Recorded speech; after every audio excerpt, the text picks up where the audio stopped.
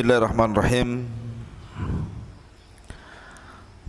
Assalamualaikum warahmatullahi wabarakatuh.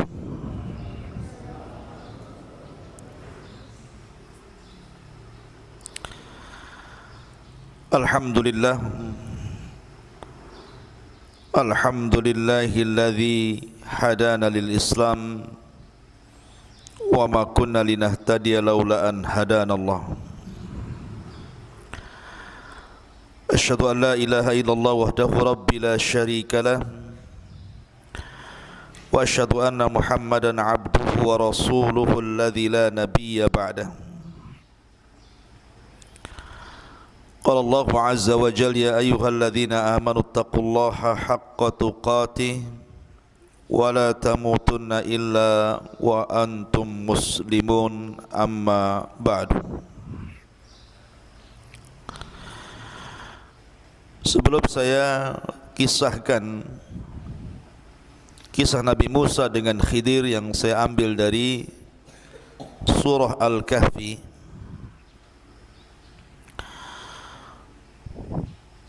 maka saya ingin jelaskan dulu siapa Khidir supaya nyambung kisahnya. Khidir alaihi salatu wassalam diperselisihkan para ulama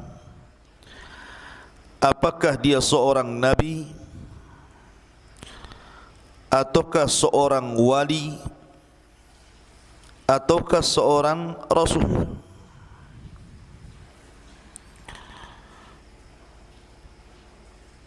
Kenapa diperselisihkan oleh para ulama tentang kenabiannya? Karena Al-Quranul Karim tidak secara jelas menyebutkan bahwa Khidir itu seorang nabi.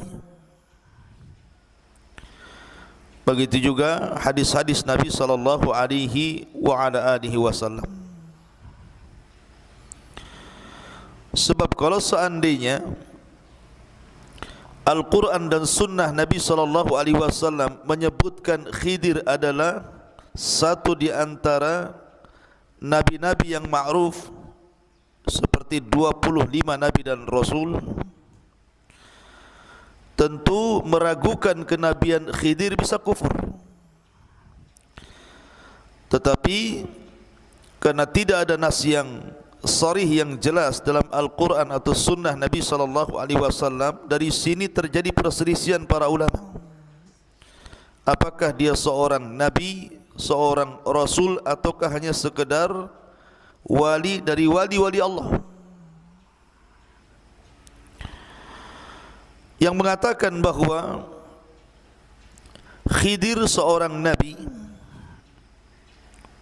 tentu seorang nabi memiliki mukjizat. Disebutkan di dalam Sahihain atau dalam Sahih Bukhari dari Abu Hurairah radhiyallahu an, innama summiya al-Khadir li'annahu jalasa ala farwatin bayda fa idza hiya tahtazzu min khalfihi hadrah. Jadi Khidir ini atau Khadir ini, kalau dia lewat di sebuah tempat yang gersang, tempat yang tidak ada tumbuhan, gersang, kemudian Khadir lewat di situ, kemudian duduk di situ, hanya sekedar duduk di situ, maka bumi itu menjadi hijau. Karena Khadir itu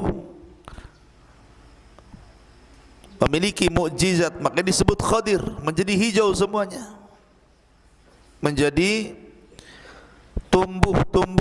tumbuhan yang tidak tumbuh itu menjadi tumbuh. Makanya disebut Khadir. Bagi yang mengatakan bahwa Khadir adalah seorang nabi, berarti ini mukjizat. Mukjizat bagi Khadir bisa menghijaukan tempat yang gersang. Tapi bagi yang mengatakan dia bukan nabi tetapi dia wali, maka boleh jadi itu sebuah karamah. Karena keanehan di dunia ini berapa? ada 3. Ada yang disebut dengan mukjizat, dan itu khusus para nabi dan rasul. Yang kedua, ada yang disebut dengan karamah, dan itu hanya dimiliki para wali-wali Allah. Dan yang ketiga, ada yang disebut dengan sihir, dan itu dimiliki para bomo, dukun, paranormal dan yang semisalnya. Inilah keanehan di dunia. Kalau tidak mukjizat, karamah. Kalau tidak karamah, sihir.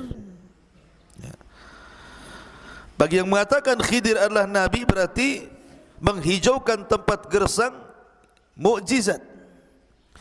Bagi yang mengatakan dia adalah wali, berarti itu sebuah karamah. Ada juga yang mengatakan bahwa ketika Nabi Musa alaihi salatu wassalam mendatangi Khidir, kemudian Nabi Musa mendapatkan banyak pelajaran dari Khidir. Kemudian Khidir menjelaskan kepada Musa bahwa apa yang dilakukannya ini bukan semata-mata dari dia, akan tetapi ini semua datang dari Allah Subhanahu wa ta'ala. Jadi perintah membocorkan perahu, perintah membunuh anak kecil, perintah memperbaiki rumah rusak, itu semua perintah Allah. Menunjukkan bahwa Khidir ini bukan pandai-pandai dia mengajarkan Musa seperti itu, tetapi layaknya para nabi yang lainnya mendapatkan wahyu dari Allah Subhanahu wa ta'ala. Nanti kita akan jelaskan kisahnya dan akan sampai kepada pembahasan yang kita akan bahas di pagi hari ini, kisah Khidir bersama Nabi Musa alaihi salatu wassalam. Kemudian juga tentang masalah Khidir, apakah dia masih hidup sampai hari ini, ataukah Khidir itu sudah meninggal dunia. Jadi perselisihannya, apakah Khidir masih hidup sampai hari ini, ataukah dia sudah meninggal dunia. Ada yang mengatakan bahwa Khidir ini masih hidup sampai sekarang. Ada yang mengatakan Khidir itu salah satu di antara orang-orang yang dipanjangkan usianya oleh Allah Subhanahu wa ta'ala sehingga diberikan usia sampai mendekati kiamat. Akan tetapi dalil-dalil tentang hidupnya Khidir sampai sekarang tidak ada yang sahih. Tidak ada yang sahih. Dan pendapat yang kuat bahwa Khidir itu sama dengan kita manusia biasa. Dia seorang nabi dan dia juga sudah wafat. Di antaranya adalah satu riwayat Bukhari. Jadi Imam Bukhari rahimahullahu ta'ala pernah ditanya tentang Khidir, apakah Khidir itu masih hidup atau sudah mati. Maka Imam Bukhari rahimahullahu ta'ala menukilkan sebuah sabda Nabi sallallahu alaihi wasallam, la yabqa ala ra'si mi'ati sanatin mimman huwal yawma ala dhahril ardi ahadun. Kata Nabi sallallahu alaihi wasallam, tidak mungkin seseorang itu hidup di atas 100 tahun sampai hari ini kecuali dia mati. Kemudian juga sebagian para ulama berdalil dengan surah Al-Anbiya ayat 34. Wa ma ja'alna li basharin min qablikal khulda afa im mitta fahumul khalidun. Dan tidaklah kami jadikan untuk manusia sebelum wahai Muhammad kekal. Artinya tidak ada umat sebelum Nabi sallallahu alaihi wasallam kecuali mati. Kami tidak menjadikan manusia sebelummu itu kekal wahai Muhammad. Fa im mitta fahumul khalidun. Jika engkau mati kemudian mereka kekal, tidak ada, semua sudah mati. Dari sini menunjukkan Kata Abul Farraj Ibnul Jauzi rahimahullahu ta'ala, menunjukkan bahawa Khidir itu sudah meninggal dunia. Kemudian juga Syekhul Islam Ibn Taimiyah rahimahullahu ta'ala, Syekhul Islam Ibn Taimiyah rahimahullahu ta'ala mengatakan, "Lau kana al-Khadiru hayyan la wajaba alaihi an ya'tiya an-nabiy sallallahu alaihi wasallam wa yujahidu baina yadayhi wa yata'allamu minhu. Wa qad kana an-nabiy sallallahu alaihi wasallam yawma badrin qala Allahumma in tahlik hadhihi al-isabah la tu'bad fil ardi abada." Kata Syekhul Islam Ibn Taimiyah rahimahullahu ta'ala, kalau seandainya Nabi Khidir itu hidup sampai hari ini, maka Khidir wajib mendatangi Nabi SAW, berjihad bersama Rasul, belajar kepada Rasul SAW, karena Rasul pernah mengalami kesulitan di perang Badar. Ketika Nabi SAW keesokan harinya mau perang Badar, dia takut kekalahan. Makanya Rasul berdoa, "Ya Allah, kalau kau hancurkan kelompok yang sedikit ini, yang jumlahnya hanya 314 orang itu, engkau tidak akan ada yang menyembah lagi." Kata Syekhul Islam Ibn Taimiyah rahimahullahu ta'ala, dia mengatakan, kalau seandainya Khidir hidup, kenapa tidak hadir di perang Badar? Kenapa tidak hadir? Masa membiarkan Nabi SAW kemudian harus berjihad sendirian, padahal ada Khidir gitu ya. Dari sini menunjukkan bahawa Khidir sudah meninggal dunia dan tidak ada cerita Khidir masih hidup.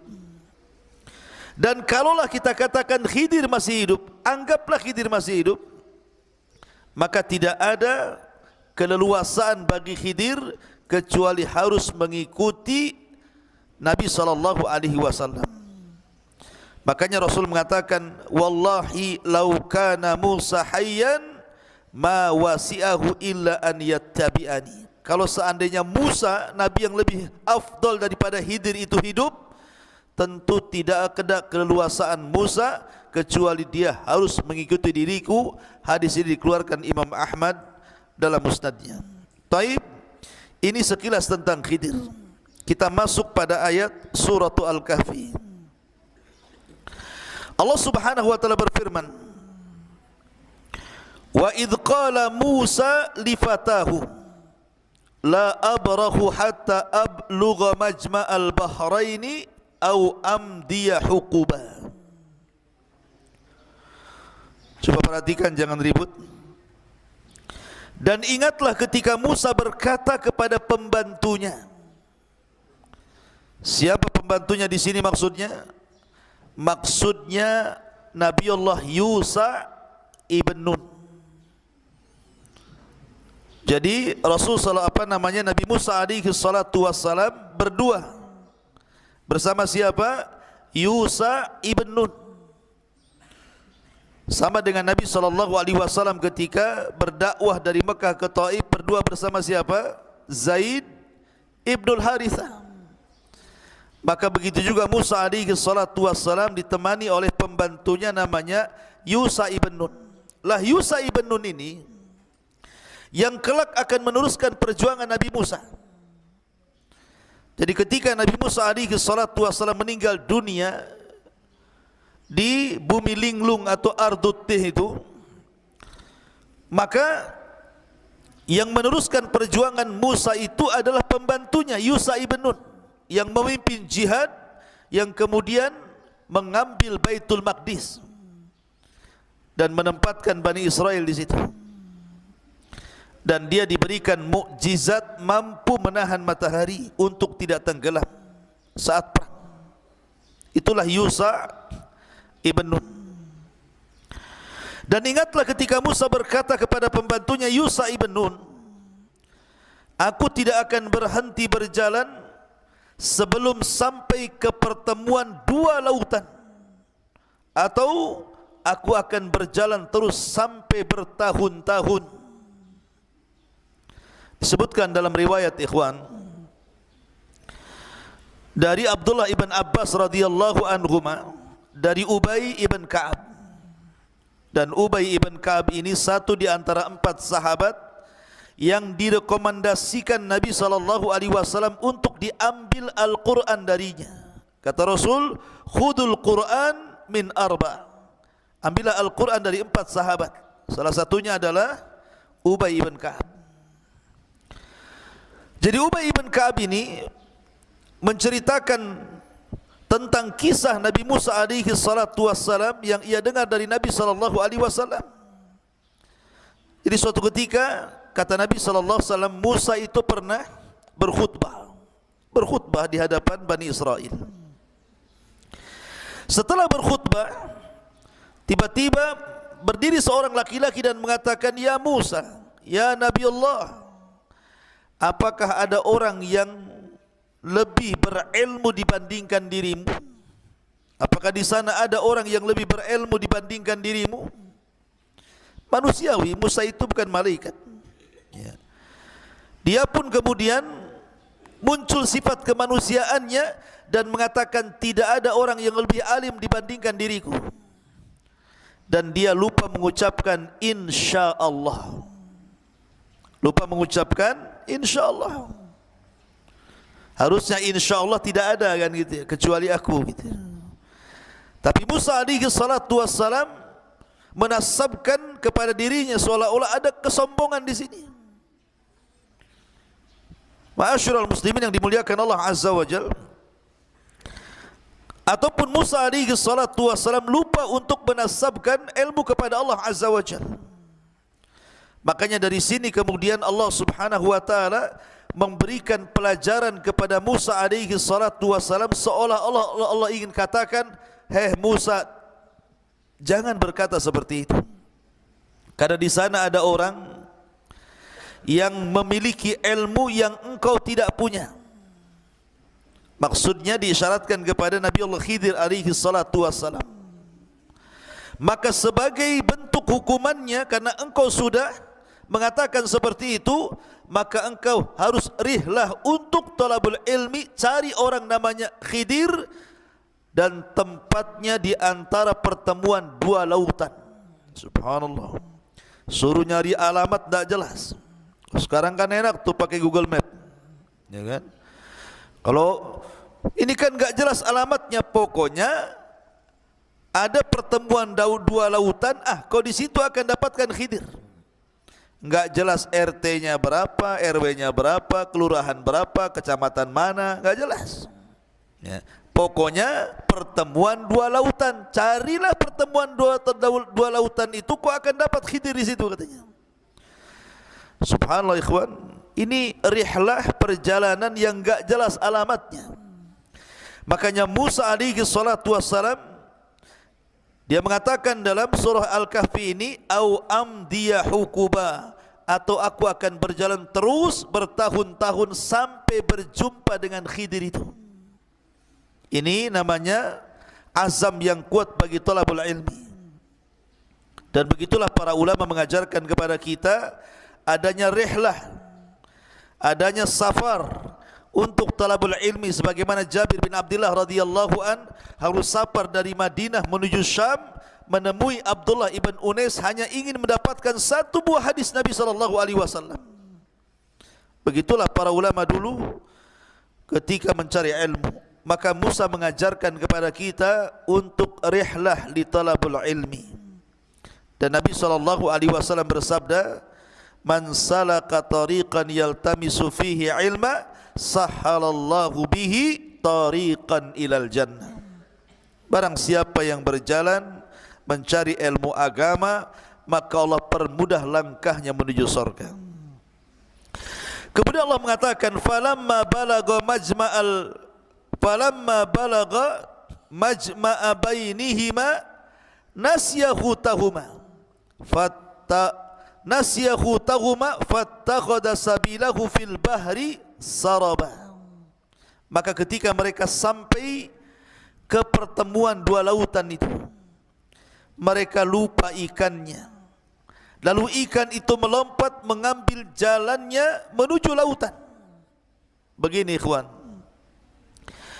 ketika Allah Subhanahu wa taala memerintahkan Musa untuk mencari Khidir, kemudian alamatnya hanya di pertemuan dua lautan itu. Allah hanya memberikan alamat. Dengan cara apa? Bawalah ikan. Karena bagaimanapun Bani Israel itu kan pernah tinggal di Mesir. Dan orang Mesir itu suka menjala ikan. Mereka para nelayan. Sehingga kemudian mereka terbiasa makan ikan.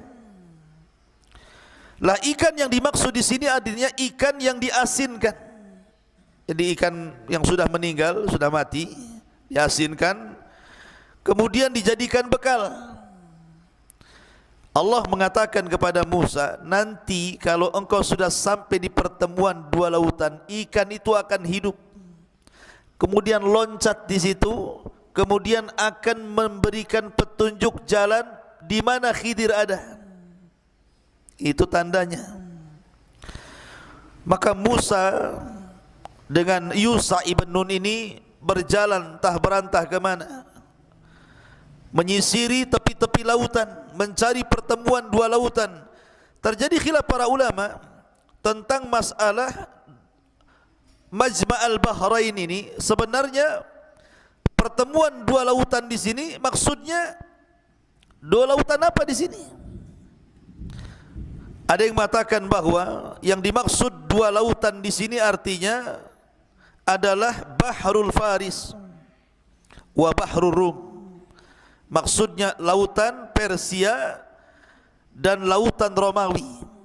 Pertemuan dua lautan di sini maksudnya lautan Persia dan lautan Romawi. Ini sebagaimana yang disebutkan oleh Imam As-Suyuti rahimahullahu taala dari Qatadah, bahwa yang dimaksud Majma'al Bahrain ini adalah Bahru Farisin wa Rum. Pertemuan dua lautan, lautan Persia dan lautan Romawi. Dan dua-duanya adalah disebut dengan dua pertemuan lautan. Ada juga yang mengatakan maksudnya Majma'al Bahrain ini di mana maksudnya di Afrika, di Afrika sana. Jadi Musa itu berjalan, bayangkan, berjalan begitu jauh sampai ke Afrika, baru berjumpa pertemuan dua lautan. Dan ini sebagaimana dikatakan oleh Ubay ibn Ka'ab radhiyallahu an. Ada juga yang mengatakan dua pertemuan lautan itu artinya Tonja, Laut Tonja.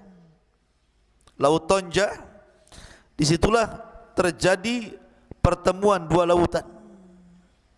Tapi ada juga yang mengatakan sebenarnya tidak jauh-jauh daripada Bukit Tursina, Bukit Saina, masih daerah-daerah Mesir juga. Ya.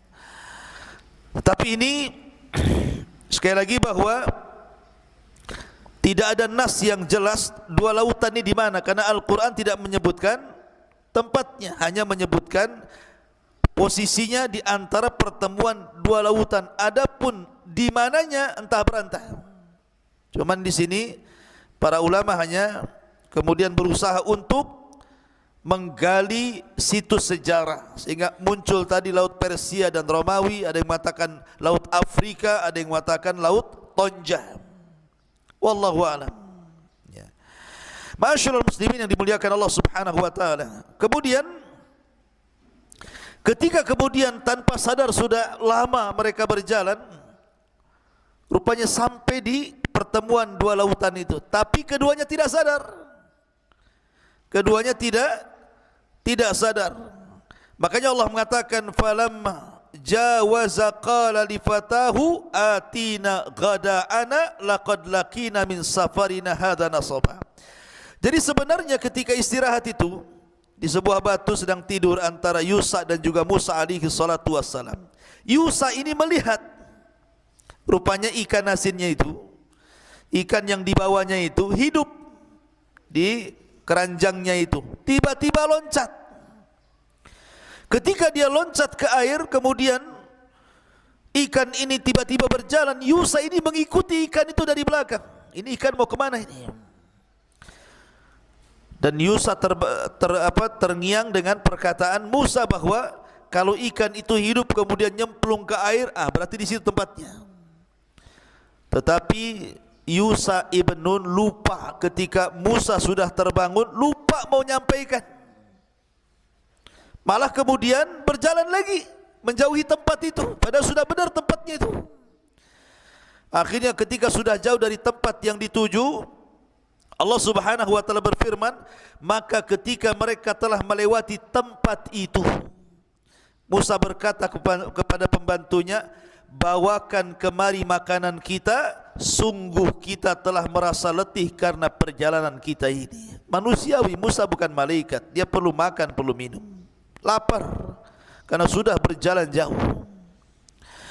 Kemudian Allah mengatakan, qala ara'aita idh awayna ila as-sahra fa inni nasitul hut wa ma ansanihu illa syaitan an adhkurahu wattakhadha sabilahu fil bahri ajaba. Dia pembantunya menjawab, maksudnya Yusha ibn Nun mengatakan, tahukah engkau wahai Musa, ketika kita mencari tempat berlindung di sebuah batu tadi, kita istirahat tadi di antara dua pertemuan itu, lautan itu, maka aku lupa menceritakan tentang ikan itu, bahwa ikan itu hidup kemudian loncat. Aku lupa, betul-betul aku lupa menceritakan itu. Dan tidak ada yang membuat aku lupa untuk mengingatnya kecuali syaitan. Karena syaitan itu selalu menggoda manusia untuk menyesatkan. Jadi Yusha tergoda oleh syaitan sehingga lupa menceritakan kepada Musa alaihi salatu wassalam. Makanya Nabi SAW bersabda, bagaimana orang yang solat diganggu syaitan kan? Di mana ketika sebelum solat dia cari-cari barang gitu kan, lupa dia, sengaja dilupakan syaitan. Kemudian ketika solat syaitan ngasih tahu, oh barang yang kau cari ada di lemari loh. Oh iya, baru ingat, Allahu Akbar, lah iya dompet saya kok di situ katanya. Ya, dibuat kemudian kita ini was-was dalam solat gitu ya. Maka kata Yusha ibn Nun alaihi salatu wassalam, dan ikan itu mengambil jalannya menuju lautan dengan cara yang aneh sekali. Kata Musa, kenapa kau baru cerita? Ma'asyiral muslimin yang dimuliakan Allah Subhanahu wa taala. Makanya Musa mengatakan, qala dzalika ma kunna nabghi fartadda ala atharihi ma qasasa. Kata Musa, lah itu kan tempat yang kita cari selama ini, pertemuan dua lautan, dan ketika sudah sampai di situ maka Allah akan hidupkan ikan kemudian loncat. Lalu keduanya kembali ke jalan semula, mengikuti jejak-jejak jalan supaya tidak sesat kembali, balik lagi ke tempat istirahat pertama. Akhirnya ketika sudah kembali ke tempat istirahat pertama, Musa mulai mencari-cari Khidir di situ. Jalan ke barat, ke timur, ke utara, ke selatan gitu ya. Akhirnya Allah takdirkan Musa pun berjumpa dengan seseorang. Dialah Khidir alaihi salatu wassalam. Fawajada abdan min ibadina atainahu rahmatan min indina wa allamnahu min ladunna ilma. Lalu mereka berdua bertemu dengan seorang hamba, maksudnya Khidir, di antara hamba-hamba kami yang telah kami berikan rahmat kepadanya dari sisi kami, dan yang telah kami ajarkan ilmu kepadanya dari sisi kami. Lihat, Allah dahulukan rahmat dibandingkan ilmu, menunjukkan bahwa kasih sayang itu penting. Ya, sebelum seseorang itu belajar, karena ini adab. Ya, ma'asyiral muslimin yang dimuliakan Allah Azza wa Jalla, ikhwan akhwat yang dimuliakan Allah Azza wa Jalla. Jadi ketika Musa berjumpa dengan seseorang yang sedang duduk di atas batu, maka Musa alaihi salatu wassalam mengatakan, assalamualaikum, mengucapkan salam. Tiba-tiba Khidir seolah-olah sudah kenal, waalaikumsalam. Man'an, siapa kamu? Nabi Musa mengatakan, ana Musa. Kata Khidir, Musa Bani Israel? Katanya. Apakah Musa nabinya Bani Israel? Kata Musa, ya. Apa tujuanmu? Maka Musa alaihi salatu wassalam mengatakan, qala lahu Musa, hal attabi'uka ala an tu'allimani mimma ullimta rusyda. Musa berkata kepada Khidir, bolehkah aku mengikutimu agar engkau mengajarkan kepadaku ilmu yang benar yang telah diajarkan kepadamu untuk menjadi sebuah petunjuk? Lihat tawadhunya Khidir, minta diajari. Makanya kisah tentang Musa dan Khidir ini sebelumnya bicara tentang kesombongan iblis. Kalau antum baca surah Al-Kahfi, sebelum menceritakan tentang Khidir, ayat sebelumnya itu bicara tentang kesombongan iblis.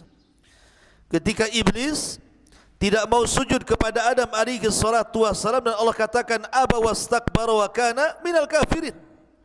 Dia enggan, dia sombong, dia termasuk orang kafir. Padahal sudah jelas-jelas Adam itu dilebihkan dari iblis dengan ilmu. Makanya Musa alaihi salatu wassalam dengan tawadhu'nya, rendah hatinya, dia mengatakan kepada Khidir, bolehkah aku mengikutimu agar engkau mengajarkan kepadaku ilmu yang benar yang telah diajarkan kepadamu untuk dijadikan petunjuk. Tapi Khidir mengatakan, qala innaka lan tastati' ma iya sabra. Kalau engkau ingin jadi muridku, seolah-olah mengatakan seperti itu, engkau tidak akan sanggup sabar kayaknya. Engkau enggak akan sabar. Di sini ada faedah apa? Mencari ilmu itu harus sabar. Sabar. Ya. Terkadang seseorang itu tidak bisa istirahat ketika thalabul ilmi. Makanya Yahya bin Abi Katsir mengatakan, la yunalul ilmu birahatil jismi. Ilmu itu tidak diraih dengan istirahatnya badan. Harus lelah, harus capek. Kadang kurang tidur, kadang ngantuk gitu kan. Ya kalau tidur terus ya pulang saja, enggak usah ngaji. Ya. Siapa yang tidur? Bangunkan yang tidur. Tolong keluar berjemur di situ yang tidurnya. Kalau tidur, saya lihat tidur, saya suruh berjemur di situ. Di tempat dak-dakan situ. Mumpung lagi hujan. Ya. Jadi di sini kembali bahwa Musa alaihi salatu wassalam ketika meminta untuk diajarkan ilmu kepada Khidir, Khidir mengatakan, engkau tidak akan sanggup sabar bersamaku. Kenapa demikian? Karena nanti ilmu yang akan diajarkan Khidir itu aneh masalahnya. Ya. Kemudian Musa mengatakan, wa kaifa tasbiru ala ma lam tuhit bihi khubra. Dan bagaimana engkau akan dapat sabar atau atas sesuatu sedangkan engkau belum mempunyai pengetahuan yang cukup tentang hal itu. Qala satajiduni insyaallahu sabira wala a'siyalaka amra. Musa berjanji di sini kepada Khidir, insyaallah engkau akan dapati aku termasuk orang yang sabar dan aku tidak akan menentangmu dalam urusan apapun. Musa janji nih, saya akan sabar. Apapun yang kau ajarkan saya akan tidak akan tentang. Karena Musa betul-betul ingin mencari ilmu masalahnya. Ya. Maka Allah Subhanahu wa taala melanjutkan firman-Nya. Qala fa in ittaba'tani fala tas'alni an syai'in hatta uhditsa laka minhu dzikra. Ini syaratnya. Khidir memberikan syarat kepada Musa. Jika engkau mengikutiku wahai Musa, maka janganlah engkau menanyakan kepadaku tentang sesuatu apapun. Kalau aku ajarkan sesuatu kepadamu, jangan tanya kenapa dan kenapa. Pokoknya lihat saja, ambil ilmunya sampai aku menerangkannya. Ini penting adab seorang yang menuntut ilmu, ikhwan. Ya. Ma'asyiral muslimin yang dimuliakan Allah Azza wa Jalla. Fantalaqa hatta idza raqiba fis safinati kharaqaha. Qala akharaqtaha litughriqa ahlaha laqad ji'ta syai'an nukrah. Ini pelajaran pertama ini. Jadi Nabi Musa alaihi salatu wassalam diajak safar oleh Khidir. Kemudian naik perahu. Di dalam perahu itu ada 8 orang. Berarti 10 orang dengan Musa dan Khidir. 8 orang yang di atas perahu itu semua orang-orang miskin, orang-orang fakir. Ya. Satu perahu dengan Nabi Musa alaihi salatu wassalam dan dengan Khidir alaihi salatu wassalam, karena Yusa sudah pulang. Yang jelas Musa sudah berjumpa dengan Khidir, tugas dia selesai mengantarkan, Yusa pulang.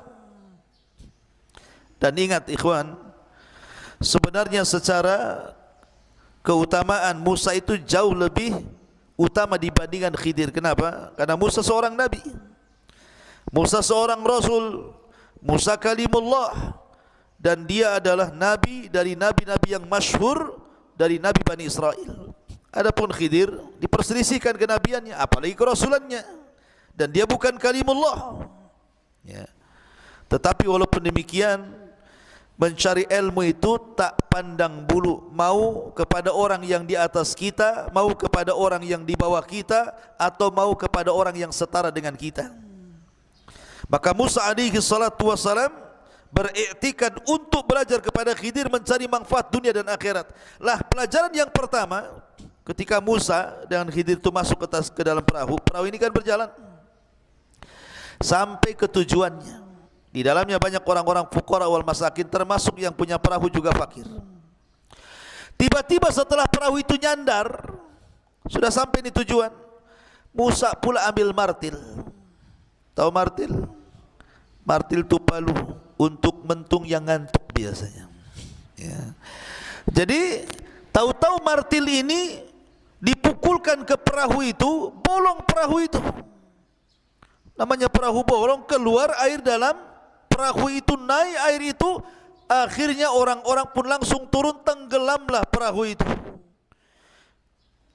Bayangkan secara logika, ketika keduanya naik perahu, sudah digratiskan yang punya perahu, diantarkan ke tujuannya, sampai di tujuannya dirusak pula perahunya.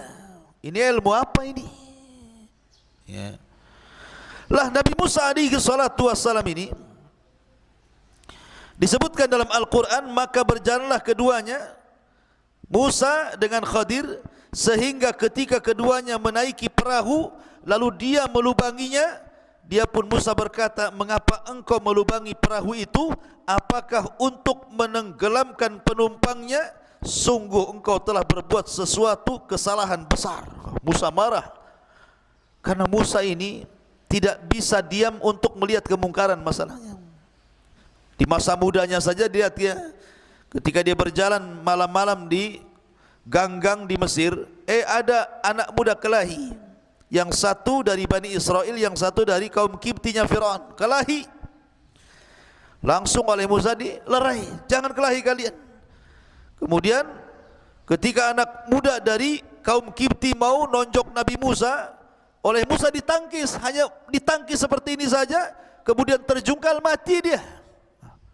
Coba bayangkan, belum dipukul baru ditangkis dah mati.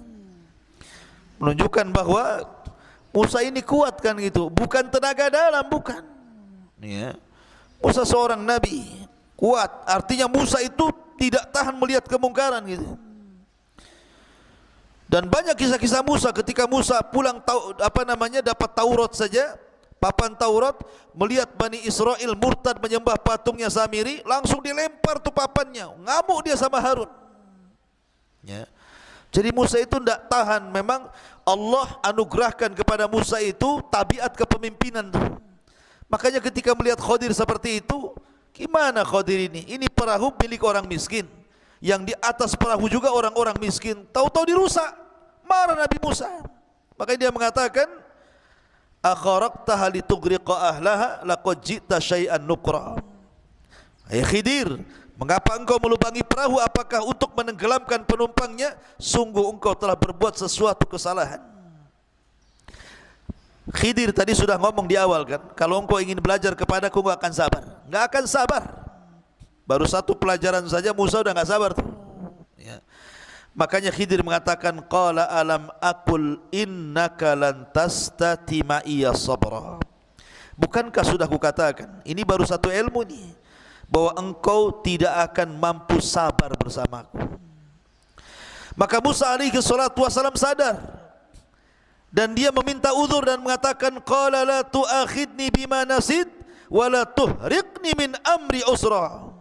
Musa pun berkata, janganlah engkau menghukum aku karena kelupaanku, dan janganlah engkau membebani aku dengan sesuatu kesulitan dalam urusanku. Afwan mungkin bahasa kitanya, lupa saya tadi, harusnya saya diam, ngomong pula saya gitu ya. Kemudian pelajaran yang kedua, fantalaqa hatta idza laqiya ghulaman faqatalahu qala aqatalta nafsan zakiyatan bighairi nafsin laqad ji'ta syai'an nuqra. Maka berjalanlah keduanya, Musa dan Khidir, hingga ketika keduanya berjumpa dengan seorang anak muda, maka dia membunuhnya. Maksudnya begini,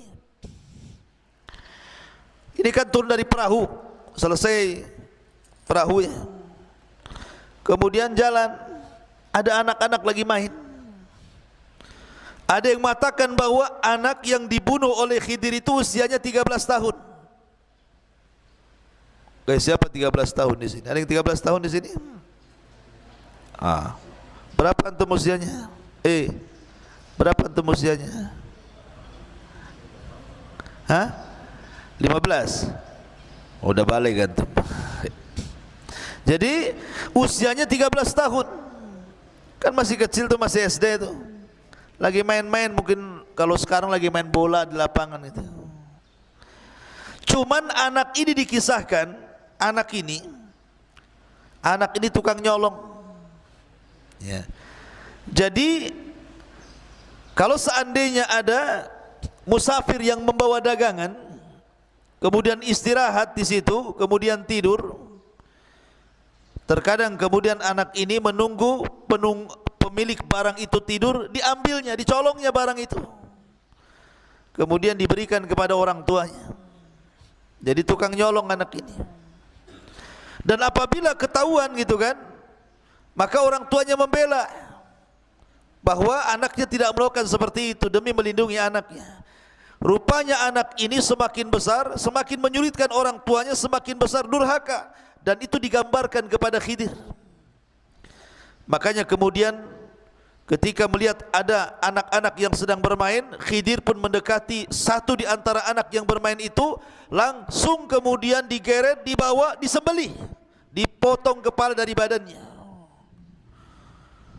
Musa melihat ini kaget, kenapa pula dia bunuh orang, disembelih lagi, dipatahkan lagi kepala dengan badannya. Makanya kemudian digambarkan di sini, maka berjalanlah keduanya hingga ketika keduanya berjumpa dengan seorang anak, maka Khidir pun membunuhnya. Musa mengatakan, mengapa engkau bunuh jiwa yang bersih, bukan karena dia membunuh orang lain? Sungguh engkau telah melakukan sesuatu yang sangat mungkar, katanya. Lihat, ini pelajaran apa ini, bunuh-bunuh orang ini? Pelajaran kok bunuh-bunuh orang? Makanya Musa emosi lagi. Ini enggak benar ini, kau ini sudah buat mungkar nih. Tetapi Khidir mengatakan, qala alam aqul laka innaka lan tastati ma iya sabra. Bukankah sudah aku katakan, ini baru 2 pelajaran kau enggak sabar kan? Ya mau sabar gimana? Ini aneh ilmunya. Satu bolongi kapal, satu menggal orang. Gimana enggak sabar? Ya. Ini pelajaran apa ini? Coba kalau antum belajar sama saya, tahu-tahu saya bocori kapal, kemudian saya nyembeli orang, ustaz apa ini katanya. Cari pesantren lain aja lah kan begitu. Jadi akhirnya Khidir mengingatkan, sudah kukatakan kau tidak akan sabar. Maka Musa alaihi salatu wassalam Khidir mengatakan, qala in sa'altuka an syai'in ba'daha fala tusahibni qad balagta min ladunni udra.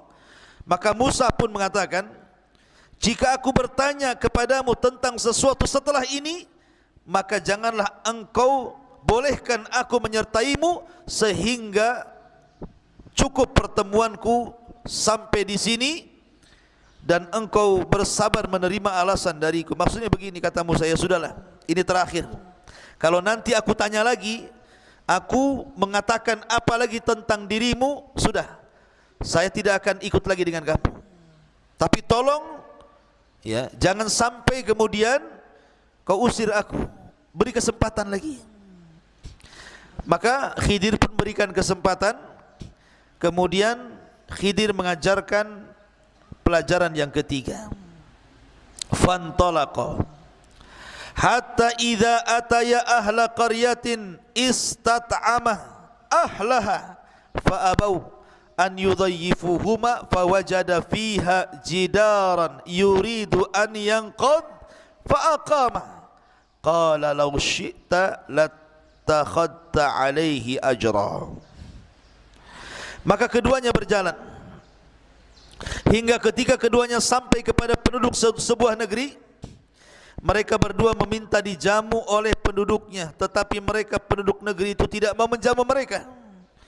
Kemudian keduanya mendapatkan dinding rumah yang hampir roboh, lalu dia menegakkannya. Musa pun berkata, jika engkau mau, niscaya engkau dapat meminta imbalan untuk itu. Maksudnya begini, ini kan Musa dengan Khidir ini kan berjalan terus, lelah, capek, akhirnya habis bekalnya. Karena habis bekal, perlu makan, perlu minum, manusia akhirnya datang ke sebuah desa, minta dijamu, minta makan, ya. Dan dibolehkan seseorang meminta-minta dalam kondisi safar, walaupun dia kaya. Umpamanya ada orang kaya, safar, dompetnya hilang, sehingga dia harus makan. Boleh orang ini meminta-minta, hanya sebatas kebutuhannya.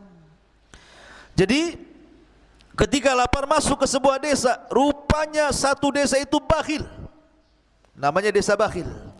Satu desa itu bakhil, medit, kikir. Ada ya satu desa kikir ya. Kemudian masuk ke desa lain, kikir lagi. Mak, ini desa ini kikir semua nih. Ya. Akhirnya Musa dan Khidir pun keluar dari desa itu, mencari desa-desa yang lainnya lagi yang bisa atau tidak ada kebakhilan sehingga bisa menjamu keduanya. Rupanya di perbatasan desa ada rumah mau roboh. Rumah itu mau roboh sudah. Maka Musa diberhentikan oleh Khidir. Bentar. Malam ini kita harus memperbaiki rumah ini. Kata Musa, kenapa? Ini rumah mau roboh masalahnya. Akhirnya diperbaiki rumah itu sampai selesai, sampai cantik. Kata Musa, ya Khidir, kita ini lagi lapar.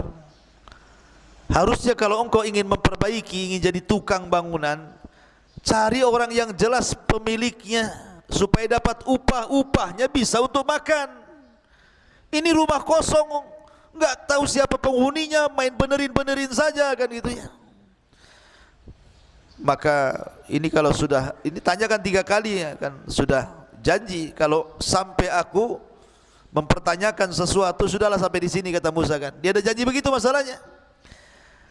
Maka Khidir berkata, qala hadza firaq baini wa bainik. Sa'unabbi'uka bi ta'wili ma lam tasti alaihi sabra. Inilah perpisahan antara engkau dengan aku. Aku akan memberikan penjelasan kepadamu atas perbuatan yang kau tidak sabar melihatnya. Sebelum saya berpisah, saya akan jelaskan ya. Kenapa saya bolongi kapal? Kenapa saya bunuh anak? Kenapa kita memperbaiki bangunan yang roboh ini? Maka Khidir pun menjelaskan. Pertama, kenapa membolongi kapal? Amma safinatu fakanat limiskin ya'maluna fil bahri fa'aradtu an a'ibaha wa kana wara'ahu malikun ya'khudhu kulla safinatin ghasba. Siapa yang ngantuk tuh? Antum tidur enggak? Oh tidur, antum saya suruh berdiri sana. Ya. Saya tidak mau dalam pengajian ada yang ngantuk sini. Makanya kalau ngantuk cepat ambil wudu. Ada setannya antum. Ataupun diruqyah. Ya. Taib. Jadi di sini saya ulangi, adapun perahu itu adalah milik orang miskin yang bekerja di laut. Aku bermaksud merusaknya, karena di hadapan mereka ada raja yang sangat zalim yang akan merampas setiap perahu yang bagus. Jadi Kenapa Khidir membolongi perahu, ikhwan? Di situ itu ada raja zalim, penguasa zalim. Kalau melihat ada perahu bagus, pasti akan diambilnya, dikuasainya dan dimilikinya. Ya. Makanya oleh Nabi Musa alaihi salatu wasallam dirusak perahu itu. Bukan sama sekali tidak bisa nanti dipakai lagi, tidak, hanya dibocori saja. Supaya perahunya tenggelam, nampak itu perahu tenggelam, kan orang tidak suka, ini perahu rusak kan gitu. Tapi seandainya perahu itu mau diperbaiki, bisa, karena tinggal ditambal saja yang bolong tadi. Supaya menghindari kezaliman raja, karena kasihan. Ini yang punya perahu orang miskin masalahnya. Ini takwil yang pertama. Wa ammal ghulam fakana abawahu mu'minain fakhashina an yurhiqahuma tughyanan wa kufra fa aradna an yubdilahuma rabbuhuma khairan minhu zakatan wa aqraba rahman. Adapun anak kecil yang dibunuh itu, dia memiliki dua orang tua yang mukmin, dan kami khawatir kalau dia akan memaksa kedua orang tuanya kepada kesesatan dan kafiran. Kemudian kami menghendaki sekiranya Tuhan mereka mengganti dengan seorang anak lain yang lebih baik kesuciannya daripada anak itu, dan lebih sayang kepada orang tuanya, ibu bapaknya, dibandingkan anak itu. Kenapa Khadir mengatakan seperti itu? Karena sekali lagi Khadir ini diberikan wahyu di seorang nabi. Anak ini kalau besar, karena dari kecil sudah nyolong masalahnya, nanti kalau sudah besar takut jadi mafia pula, maka dibunuh. Tapi sekali lagi ini karena pemberitahuan dari Allah Subhanahu wa ta'ala. Jangan pula kemudian main bunuh saja kan itu. Tengok anak kecil ambil pisau tusuk. Kenapa tusuk? Ini kalau gede jadi kurang ajar sama orang tuanya. Dah tahu dari mana tuh? Main tusak-tusuk saja kan begitu. Ini Khidir diberikan wahyu. Makanya dia tahu anak ini kalau besar akan jahat, makanya dibunuhlah anak ini supaya Allah menggantikan yang lebih baik. Nanti kalau dia besar, takutnya orang tuanya jadi sesat kafir gara-gara anaknya. Ya. Kemudian yang terakhir, wa ammal jidar fakana li gulamaini yatimaini fil madinati wa kana tahtahu kanzun lahuma wa kana abuhuma salihan fa arada rabbuka an yablugha ashuddahuma wastakhrija kanzahuma rahmatan min rabbika wa ma fa'altuhu an amri dzalika ta'wilu ma lam tasti alaihi sabra. Adapun dinding rumah itu adalah milik dua anak yatim di kota itu, yang di bawahnya tersimpan harta bagi mereka berdua, dan ayahnya seorang yang saleh. Maka Tuhan menghendaki agar keduanya sampai dewasa, dan keduanya mengeluarkan simpanannya sebagai rahmat dari Tuhanmu. Apa yang kuperbuat bukan menurut kemauanku. Dari sini menunjukkan bahwa Khidir bukan pandai-pandai, tidak. Karena Khidir mengatakan, apa yang kulakukan itu bukan kemauanku sendiri. Itulah keterangan perbuatan-perbuatan yang engkau tidak sabar terhadapnya. Jadi seolah-olah Khidir ingin mengatakan begini, kenapa kita memperbaiki rumah yang roboh? Rumah ini milik dua anak yatim dan tinggal di kota. Lah, bapak-bapaknya anak yatim ini orang baik. Maksudnya bukan bapak di atasnya, ada yang mengatakan kakek buyutnya gitu ya. Itu ada turunan orang soleh dan soleha. Maka ini cucunya mewarisi kesolehannya kakek buyutnya ini.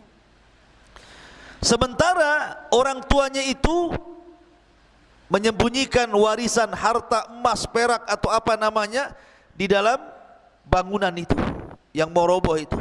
Ini kalau sampai bangunan roboh, kemudian nampak kemudian ada emas, ada perak, padahal itu adalah harta warisan anak yatim itu, nampak sama orang desa yang bakhil, tentu akan diambilnya. Maka kita lindungi. Dengan cara kita perbaiki, kita tutupi supaya harta itu jangan diketahui orang. Ini harta punya anak yatim, dulu kakek-kakeknya orang soleh. Nah, pentingnya antum apa? Mencari jodoh yang soleh. Dan akhwat juga mencari jodoh yang soleh. Supaya kalau suami istri soleh dan soleha, nanti keturunannya walaupun kedua orang tuanya sudah meninggal dunia, maka anaknya akan dilindungi para malaikat. Lihat bagaimana di sini Allah melindungi dua anak yatim lewat Khidir alaihi salatu wassalam dalam perjalanan mencari ilmunya Musa alaihi salatu wassalam. Ini diantara cuplikan tentang kisah Khidir alaihi salatu wassalam di dalam Al-Quranul Karim, tepat pada surah Al-Kahfi. Ma'asyiral muslimin yang dimuliakan Allah Subhanahu wa taala, intinya bahwa pelajaran yang bisa kita petik dari kisah Musa alaihi salatu wassalam dan Khidir ini, pertama, pentingnya rihlah li talabul ilmi, pentingnya berjalan safar untuk menuntut ilmu. Makanya para ulama ketika membuat bab tentang rihlah li talabul ilmi, salah satu dalilnya adalah rihlahnya Musa kepada Khidir untuk talabul ilmi. Yang kedua, di sini kita diajarkan akhlak tawadhu. Walaupun Musa jauh lebih agung dibandingkan Khidir, maksudnya lebih alim, lebih saleh, pokoknya lebihlah dibandingkan Khidir, tetapi Musa alaihi salatu wassalam tawadhu, rendah diri. Tetap dia menghormati orang yang di bawahnya, belajar dan mengambil ilmu daripada Khidir alaihi salatu wassalam. Karena bagaimanapun pengetahuan yang Allah Subhanahu wa taala berikan kepada kita itu tidak lebih daripada seekor burung yang mengambil air di lautan, maka ilmu yang ada pada diri kita itulah air yang diminum oleh burung itu, sementara ilmu Allah itu lautannya. Dan itu juga ada dalam kisah Khidir dengan Musa ketika naik perahu, sebelum perahunya dibolongi itu, di tengah jalan Musa ini diperlihatkan oleh Khidir burung. Kata Khidir, kau lihat burung itu wahai Musa. Burung ini terbang di lautan, kemudian sesekali kemudian ke dalam lautan, kemudian mengambil air, kemudian terbang lagi ke atas. Kata Khidir kepada Musa, tidaklah ilmuku dan ilmumu melainkan seperti air yang diambil burung itu, diambil paruh burung itu. Sementara lautan ini ilmu Allah. Karena di dunia ini ada dua perkara kalau dicari enggak akan kenyang. Satu harta, satu ilmu. Harta makin dicari makin tomak, makin miskin, kayaknya kurang terus. Ilmu kalau dicari makin bodoh kita ini, rupanya banyak pengetahuan yang belum dipelajari. Makanya pentingnya mencari ilmu itu tulus zaman, lamanya waktu, kata Imam Syafi'i rahimahullahu taala. Kemudian yang ketiga, di antara pelajaran dari kisah Khidir ini, ikhwatu fiddin yang dimuliakan Allah Azza wa Jalla, pentingnya sabar. Sabar di dalam menuntut ilmu, sabar di dalam mengamalkan ilmu, dan sabar di dalam mendakwahkan ilmu. Makanya sifat seorang talabul ilmi ada 4: ilmu, amal, dakwah, sabar. Ilmu, amal, dakwah, sabar. Dan itu tertuang dalam surah Al-Asr. Wal asri, demi masa, innal insana lafi khusrin, manusia itu dalam kondisi merugi, illal ladzina amanu, kecuali orang-orang yang beriman, maksudnya berilmu. Setelah itu wa amilu sholihat, beramal soleh. Setelah itu berdakwah, wa tawassaw bil haq. Setelah itu sabar, wa tawassaw bis sabr. Ya. Kemudian yang terakhir, faedah dari kisah perjalanan Nabi Musa alaihi salatu wassalam dan Khidir ini, ikhwatu fiddin dimuliakan Allah Azza wa Jalla, pentingnya seseorang mengucapkan insyaallah dalam setiap apa yang akan dilakukannya. Serahkan semua atas kehendak Allah. Karena Allah kalau seandainya kita berkehendak tetapi Allah tidak berkehendak, maka tidak mungkin terjadi. Tapi kalau seandainya Allah berkehendak walaupun kita tidak berkehendak, pasti terjadi. Maka siapapun yang mengucap insyaallah pasti wufik akan diberikan taufik. Wallahu a'lam bishawab.